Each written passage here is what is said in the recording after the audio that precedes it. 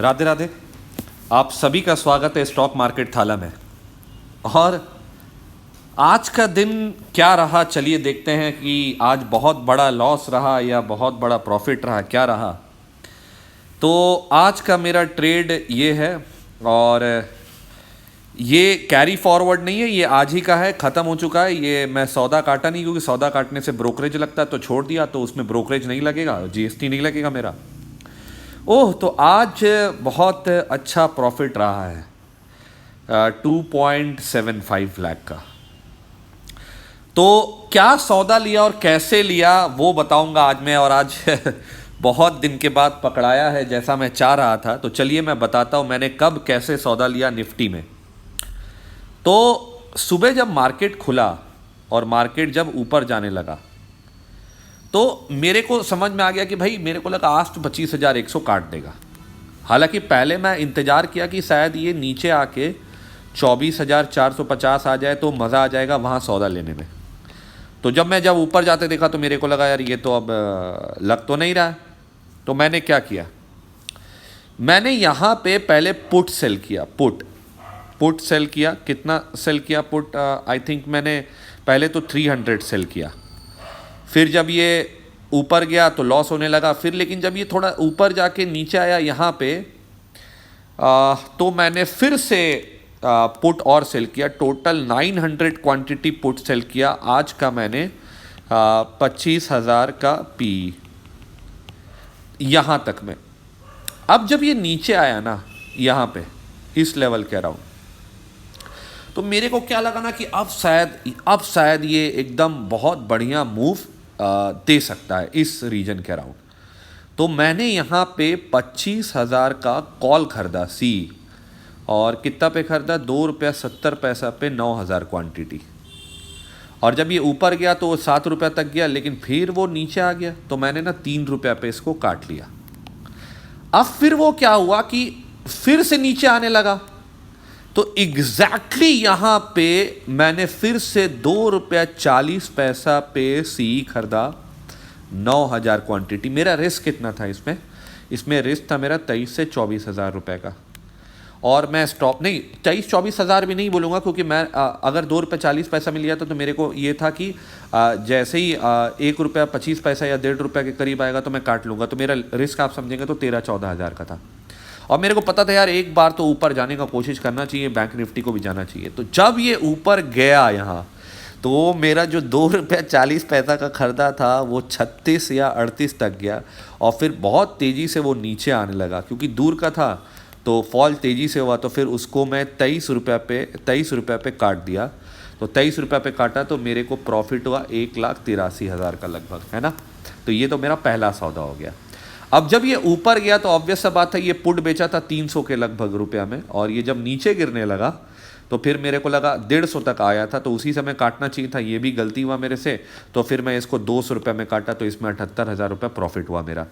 तो एक point of time में 4 लाख रुपए प्रॉफिट में बैठा था। तो देखिए, अब उस पर वही है ना कि ऊपर गया 4 लाख दिख रहा था, तो अब मैं रुका क्यों? मैं चांस लिया। मेरे को लगा कि यार आज तो 25,100 पार कर ही जाना चाहिए। तो फिर 4 लाख का मेरा प्रॉफिट 12 लाख रुपया हो जाता। तो लेकिन फिर क्या है कि फिर मैं जब वो 4 लाख का 3 हुआ तो मेरे को लगा भाई अगर इसको जाना था तो और क्या हुआ था, बैंक निफ्टी जो है 56,000 से लौटने लगा। अब 56,000 से लौटने लगा तो मेरे को ठीक नहीं लगा, क्योंकि मेरे को लगा जाना है तो अभी जाना था, इसको 56,100 काटना था, लौट रहा मतलब अब रिस्क है। तो फिर मैंने क्या किया कि फिर मैंने सौदा वगैरह पूरा काट के बैठ गया। और लास्ट में जाके फिर थोड़ा सा सौदा लिया, एकदम छोटा छोटा सौदा लिया, एकदम 2-3 रुपया प्रीमियम कमाने के लिए, जब मेरे को समझ में आ गया कि मूवमेंट अब नहीं आने वाला है। तो ये पूरा आज दिन भर का ट्रेड था। तो एग्जिट कर गया, अच्छा किया। अब ये सोचूंगा कि 4 लाख कमाना था, 2.25 हो गया, ठीक है, अब कमाया ही हूँ तो कोई दिक्कत नहीं है। अब मार्केट देखिए यही है ना। आपको मैं एक चीज़ बताता हूँ कि मैं बड़े लोगों की बात क्यों करता हूँ। आप समझिए कि जैसे जो जेन स्ट्रीट करके कंपनी है, मिलेनियल करके कंपनी है। तो जेन स्ट्रीट जो है 2022-23 में इंडियन मार्केट से 20,000 करोड़ कमाया। और ये लोग खाली इंडियन मार्केट में नहीं, पूरे दुनिया के मार्केट में ट्रेड करते हैं ये लोग, और खूब कमा रहे हैं, क्योंकि पूरे दुनिया के मार्केट में फ्यूचर एंड ऑप्शंस में वॉल्यूम बहुत बढ़ गया है। अब मैं आपको ये भी समझाऊंगा कि क्यों इंडियन मार्केट इतना वॉलेटाइल हो गया और पहले नहीं था। अब क्या हो गया, आप समझिएगा ये कि इनके पास ना बहुत पैसा, देखिए यूएसए की कंपनी है, इतना पैसा है, हम लोग कुछ नहीं है उनके सामने एकदम। ऐसे ही यूएसए सुपर पावर नहीं है, सब डरता है। एक कॉल ट्रम्प लगाया और क्या हुआ बीच में आपको पता ही है। तो डरता तो है, देखिए सब क्या करे, तो पैसे का ताकत है भाई, पैसे का खेल है।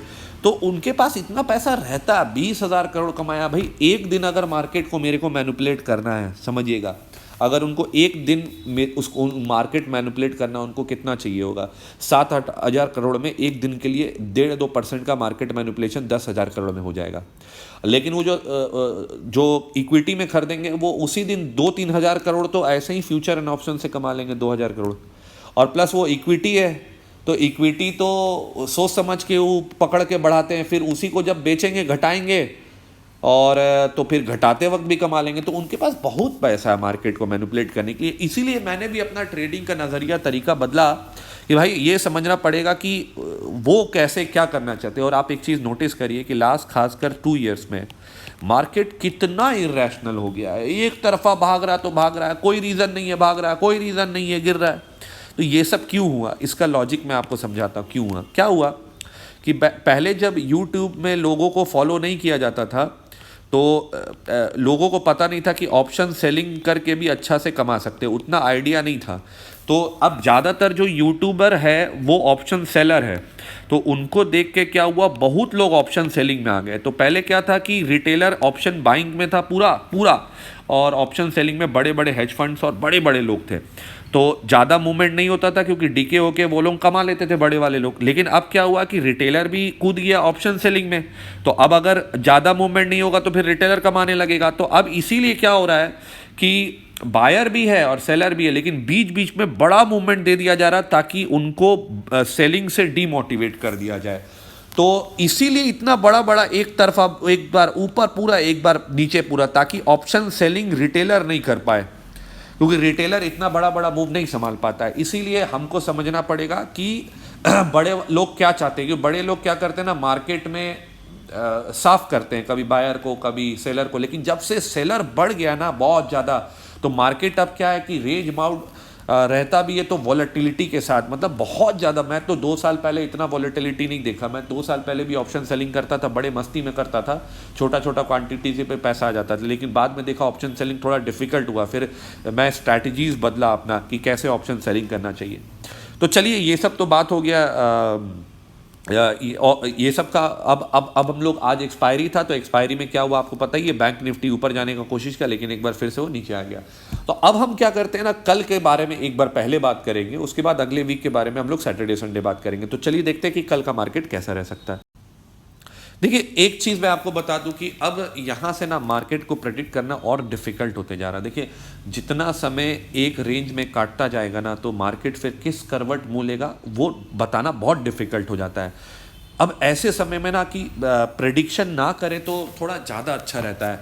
क्यों बता रहा हूँ मैं कि देखिए, डाउनवर्ड की तरफ क्या फैक्टर है मैं आपको बताता हूँ कि जो रशिया यूक्रेन है वो किसी भी वक्त बहुत बड़ा एक टर्न ले सकता है। फिर जीडीपी का डेटा थोड़ा सा अच्छा नहीं था। लेकिन एक और इम्पॉर्टेंट बता दूं कि कल तो आप समझिए आरबीआई का पॉलिसी है कल, और आरबीआई रेट कट करेगा नहीं करेगा, तो इन सब चीज़ों पे कल का मार्केट असर करेगा, है ना। लेकिन मेरे को ऐसा फील आ रहा है ना कि मार्केट को जिस डायरेक्शन में भी जाना है ना उससे पहले वो एक बार इस रेंज को उल्टा डायरेक्शन में काटना चाहिए। कल हो सकता है ऐसा कि आरबीआई के पॉलिसी के बाद एक बार अगर नीचे चल गया और 24,500 तोड़ के नीचे गया, तो हो सकता है फिर सेकंड हाफ में ऊपर की तरफ भगा दे, और अगर ऊपर चल गया तो हो सकता है फिर सेकंड हाफ में नीचे की तरफ भगा दे। तो कल के लिए ना लेवल के हिसाब से ट्रेड में कैसे बता दूं, अब आरबीआई पॉलिसी के ऊपर डिपेंड करेगा, उनका कमेंट्री के ऊपर डिपेंड करेगा। अब उनका कमेंट्री और आरबीआई पॉलिसी से पहले मैं बताऊं कि मार्केट कैसा बिहेव कर सकता है, तो ये तो थोड़ा बेमानी हो गया। मैं कैसे प्रेडिक्ट कर पाऊंगा कि वो क्या कहने वाले, क्योंकि उसका असर पड़ता है मार्केट में। लेकिन अगर मैं ट्रेंड देखूं मार्केट का, तो ट्रेंड अभी भी पॉजिटिव है, कहीं से भी ट्रेंड नेगेटिव नहीं हुआ। देखिए ना चार्ट में, अगर ऊपर से रिजेक्शन है तो नीचे से भी रिजेक्शन है, मतलब ना नीचे ना ऊपर। एक और देखिए 24,500 और 25,000 एकदम बीच में जाके 24,750 में बंद हुआ है। तो अब मैं पिछले 2 हफ्ते से ना लगातार 9 दिन अभी मैं प्रॉफिट किया हूँ, और अक्सर होता है कि जब आदमी इतना प्रॉफिट मार लेता है लगातार तो एक दिन बड़ा लॉस भी हो जाता है, कभी कभी ऐसा हुआ है मेरे साथ। तो अब मैं बहुत सतर्क होके, अब जब मैं ना बहुत क्लियर है कि अगर मेरे को नहीं समझ में आ रहा ना, तो मैं अगर ट्रेड लूँगा ना, तो क्योंकि ट्रेडिंग का भी एक लत होता, आदत हो जाता है थोड़ा सा, तो अब मैं बहुत कम क्वांटिटी में फिर ट्रेड लूँगा और दोनों साइड कॉल पुट सेल करके थोड़ा सा ट्रेड लूँगा, ताकि अगर मैं फंसूँ तो बचने के लिए जगह बचे मेरे पास। तो कल के लिए कह पाना मुश्किल है, लेकिन एक चीज पक्का है, बड़ा मूव और वॉलेटिलिटी होगा। और कल एक्सपायरी का पहला दिन है, तो हो सकता है क्या हो रहा अब कि एक्सपायरी के एंड आते आते तो मूवमेंट नहीं हो पा रहा, ये तो साफ दिख गया है कि ब्रेकआउट नहीं हो पा रहा, ऊपर की तरफ भी नीचे की तरफ भी, एक्सपायरी एंड के समय। तो अब क्या होगा, मेरे ख्याल से हो सकता है कि जो भी, शायद ऐसा हो सकता है ट्रेंड बने कि पहला ही दिन से कल से बने और वो 5वें दिन तक कंटिन्यू हो, क्योंकि नहीं हो पा रहा। मतलब अब बाजार फंसा हुआ, पोजीशंस क्या होगा कि पहला दिन से पोजीशन बने और वो आखिरी दिन तक जब फंसे ना, तो हो सकता है ये रेंज ब्रेकआउट होते हुए एक बार थोड़ा इधर उधर थोड़ा मूव कर जाए शायद, लेकिन एग्जैक्टली क्या होगा कह पाना मुश्किल है। तो कल के लिए मेरा फिलहाल ये रहेगा कि मैं पहले आरबीआई पॉलिसी देखूंगा, मैं समझूंगा, मैं एक बार मूवमेंट देखूंगा कि निफ्टी का PCR put call ratio bank Nifty का कैसा नहीं है, उसके बाद में एक बार सोचूंगा कि क्या होना चाहिए। देखिए, आरबीआई अगर रेपो रेट नहीं घटा रहा तो भी थोड़ा सा दिक्कत है कि इन्फ्लेशन प्रेशर हो सकता है, और अगर घटा रहा तो फिर दिक्कत है कि भाई ग्रोथ कम होने का अनुमान होगा, तभी तेजी से आरबीआई पॉलिसी घटा रहा, क्योंकि दो कट हो चुका और तीसरा कट इतना जल्दी जल्दी हो रहा, मतलब आरबीआई को शंका है कि ग्रोथ में थोड़ा सा दिक्कत आ सकता है। तो चीज़ें चैलेंजिंग है, लेकिन एक चीज़ मेरे दिमाग में है अभी भी कि अगर बहुत गिरता है कल तो मैं फिर से पुट सेल करूंगा। मैं उसमें तो कोई दो राय है नहीं कि अगर कल फिर से मान लीजिए 24,400 वगैरह तक आ जाए तो I will try and sell put again, but हो सकता है कि आज के जैसा डीप इन द मनी में सेल ना करूं, मैं थोड़ा out of the money sell करूं। तो मतलब जैसे मान लीजिए 24,400 है तो हो सकता है 24,200 का सेल कर लूँ।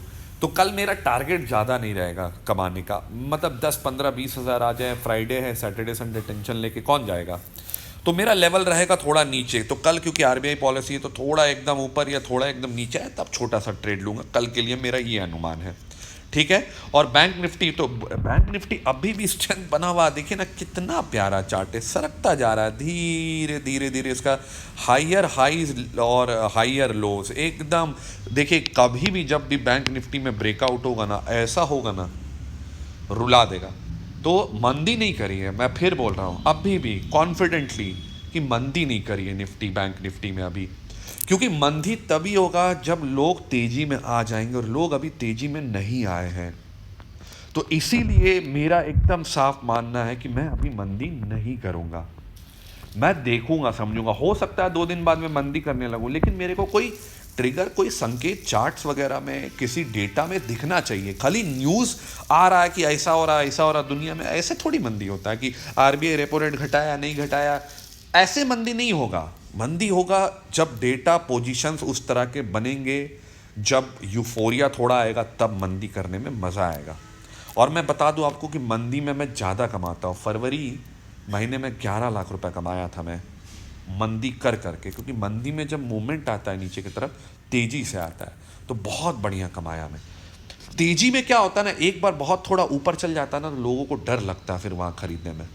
लेकिन उसमें भी थोड़ा मैं अब एक स्ट्रैटेजी जो बना लिया हूँ बहुत अच्छा, कि तेजी के माहौल में बाय ऑन डिप वाला, मतलब बाय मतलब सेल पुट ऑन डिप, ये भी मेरा अच्छा स्ट्रैटेजी बहुत बन गया है, बहुत सक्सेसफुल 1 महीना में काम किया। तो चलिए कल के लिए संभल के ट्रेड करेंगे, नेगेटिव बायस नहीं रखेंगे, फिर भी बिल्कुल भी मौका ढूंढेंगे कि कब थोड़ा बहुत नीचे आ जाए, अगर माहौल दिखे, थोड़ा चार्ट्स में दिखे कि बाउंस बैक आ रहा है, तो हम लोग फिर कोशिश करेंगे पुट सेल करने का। मतलब मैं अपने लिए बता रहा हूँ, आप अपने फाइनेंशियल एडवाइजर से कंसल्ट करिए, मैं से अभी रजिस्टर्ड नहीं हूँ, ठीक है ना। तो चलिए इसी के साथ आज का वीडियो समाप्त करते हैं। जय हिंद।